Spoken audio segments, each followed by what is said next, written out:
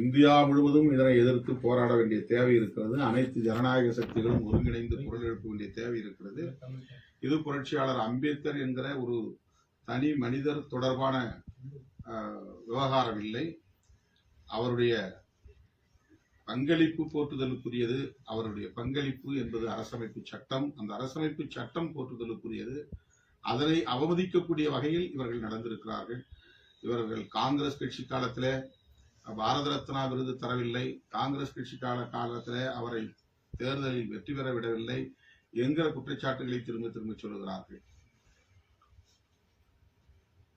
புரட்சியாளர் அம்பேத்கருடைய நினைவை போற்றுவது என்பதை விட, அவருக்கு நினைவகங்கள் எழுப்புவதை விட, அவருக்கு பட்டம் அளித்து பாராட்டுவதை விட, அவர் புதிய இந்தியாவை கட்டமைப்பதற்கு எத்தகைய பங்களிப்பை செய்திருக்கிறாரோ அதை கட்டி காப்பாற்ற வேண்டும், அதனை நடைமுறைப்படுத்த வேண்டும்.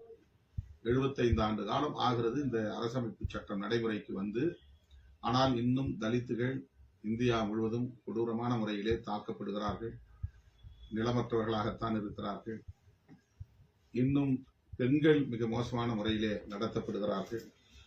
இன்னும் இந்த மண்ணில் சகோதரத்துவம் என்பது தழைக்கவில்லை. அவர் விரும்பிய சமூக ஜனநாயகம் என்பது இங்கே உருவாகவில்லை. சமூக ஜனநாயகம் இங்கே மலர வேண்டுமானால் சுதந்திரம், சமத்துவம், சகோதரத்துவம் என்கிற இந்த கோட்பாடுகள் நடைமுறைக்கு வர வேண்டும் என்று வலியுறுத்தினார். நவம்பர் 26, 1949 இந்த சட்டத்தை அவர் சமர்ப்பித்தார். ஆனால் 25ஆம் தேதி இந்த அரசியல் நிர்ணய சபையில் அவர் ஆற்றிய உரை வரலாற்று முக்கியத்துவம் வாய்ந்தது. இந்த நாட்டை விட மத நம்பிக்கை மேலானதா, மதத்தை விட நாடு மேலானதா என்ற கேள்வியை அன்றைக்கே அவர் எழுப்பியிருக்கிறார்.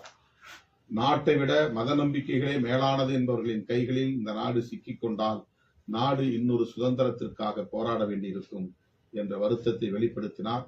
அவருடைய தீர்க்க தரிசனம் இன்றைக்கு உண்மையாயிருக்கிறது. மத நம்பிக்கைகளே மேலானது என்று கருதக்கூடியவர்களின் கைகளில் இன்றைக்கு நாடு சிக்கியிருக்கிறது.